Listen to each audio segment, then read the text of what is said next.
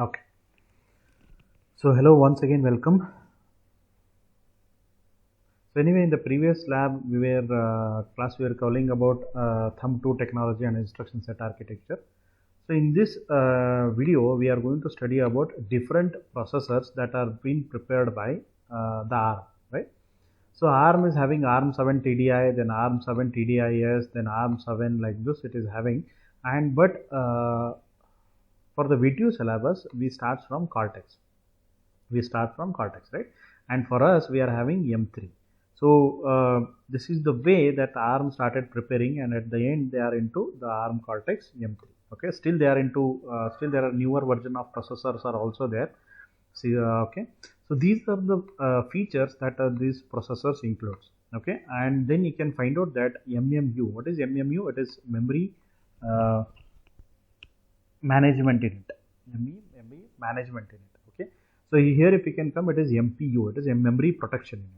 Okay, so memory protection unit like this. Okay, they are having different features, and based on the what the user wants, based on that the user can buy this, right? For our syllabus, we are having Cortex M3.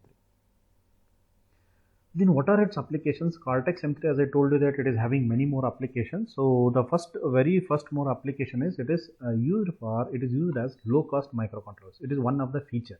Okay, so because of this, okay, so these are commonly used in consumer products. Okay, from toys to electrical appliances. Okay, as it is having very low cost microcontroller. Cortex M3 is having is a low cost microcontroller, so that's why it is used for consumer products from toys to electrical appliances. Then it is used for automotive. Okay, in automotive, it is used because of high efficiency and lower interrupt latency. Okay, so that means what the time taken to respond to a particular interrupt is very less. Okay, allowing it to be a real-time systems. Okay, in automotive industry, we need real-time systems, so that's why it can be used as real-time systems.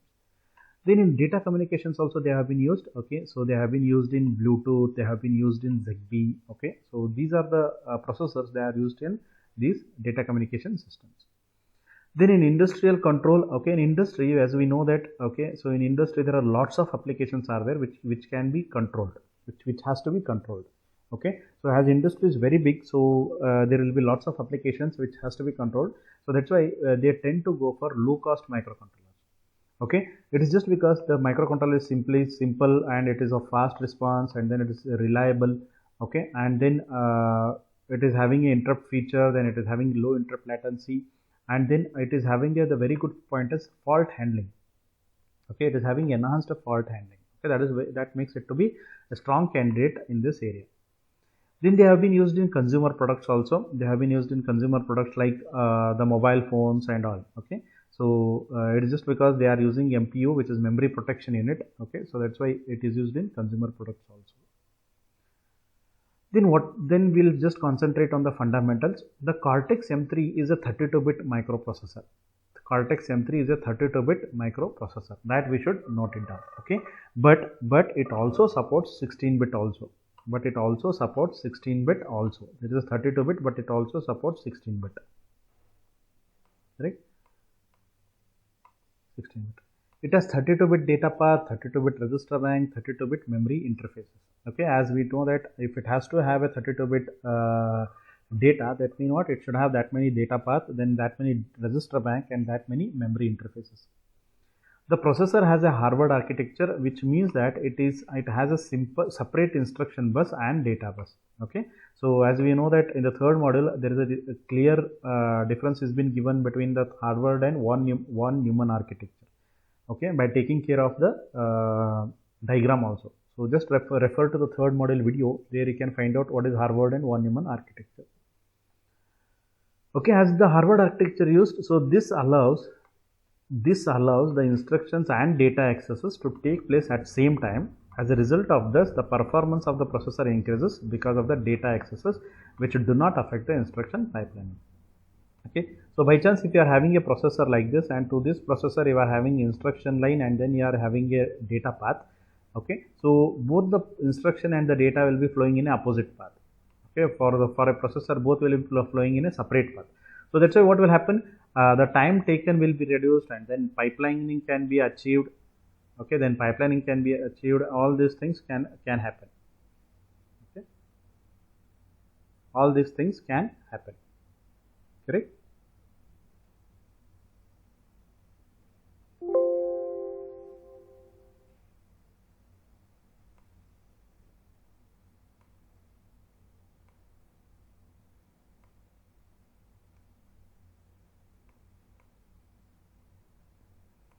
Okay, sorry for the interruption. All these things can happen. Then, so what will happen because of this? Because of the Harvard architecture, there is an optimized usage and ability to be used simultaneously. That means we can use the instruction and data simultaneously. However, the instruction and data buses share the same memory space, okay, which is called as unified memory system. In other words, okay, so 8 GB of memory space cannot be used just to have a separate bus interfaces. Okay, so this is the simplified architecture of Cortex M3. This is the simplified architecture of Cortex M3. Okay, so this is very good representation of what does the Cortex M3 look like. First and foremost thing, at the left hand side, if you look, it is an interrupt. It is an interrupt, correct? It is an interrupt. So in this interrupt, you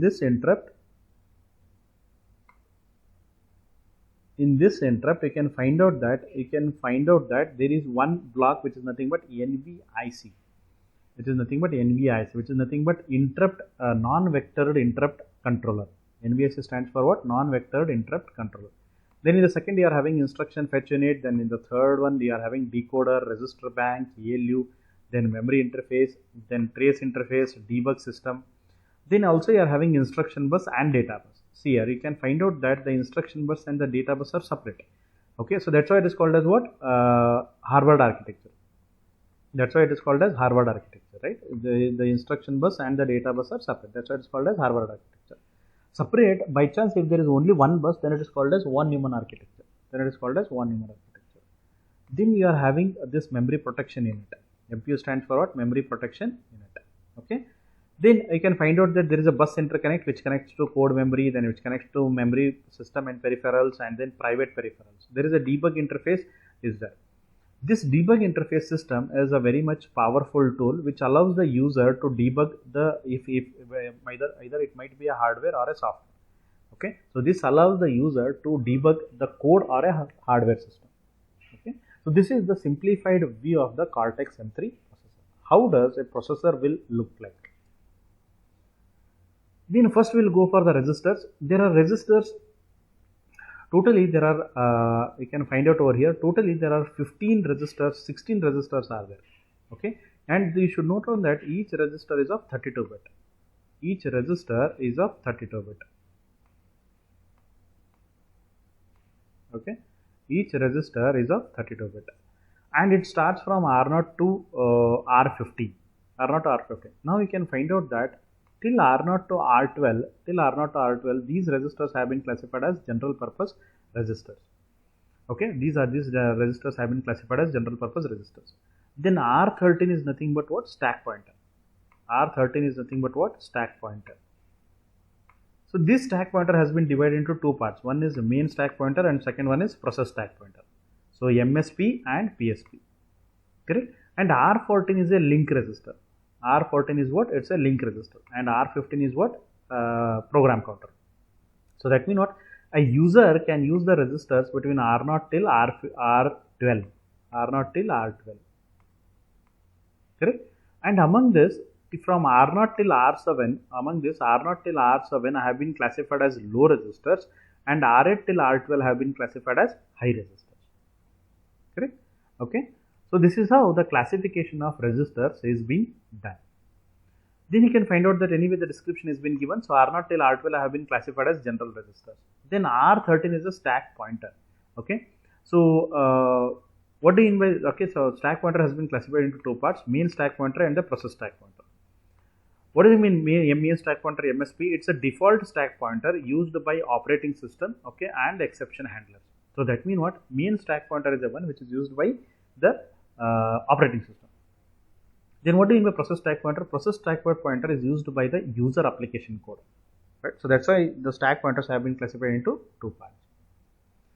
Then we are having link register. What is a link register? Whenever a subroutine is called, the return address is stored in a link register.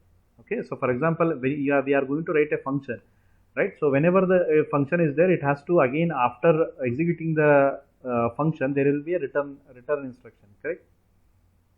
There will be a return instruction, and whenever this instruction gets executed, okay, so it has to, the program counter has to go where? It has to go to again the main program, correct? Main program. But the point is that whenever this instruction gets executed, okay, the return address stored where? It will be stored in a link register. Then we are having a program counter. Anyway, we know that program counter is the current, it holds the address of the next instruction to be executed. Then apart from this, we are having a special registers also. What are those special registers? Those special registers are program status registers, then interrupt mask registers and control register. Okay. So in short, they have been called as PSRs, and interrupt mask registers are prime mask, fault mask, base pry, and then control. Okay. So these are classified as special registers.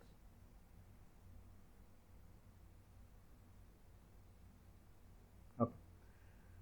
So what are the special register functions? As I told you that XPSR is one type of special register. It is used to provide arithmetic and logical processing flags. Okay, so it means what? This program PSR registers hold what?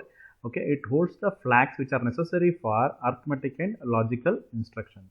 Okay, and to show the execution status and current execution, to hold the current executing interrupt number. This XPSR registers are used. Then there is one more register called as prime mask. Prime mask is to use, okay, disable all interrupts except the non-maskable interrupt and hard fault. Then fault mask, it is used for disable all interrupts except NMI. Then base pry, disable all interrupts of specific priority level or lower order priority level. Then control, define privileged status and stack pointer selection. Okay. So this operation modes, we'll cover it in the next video. Okay. So thank you very much.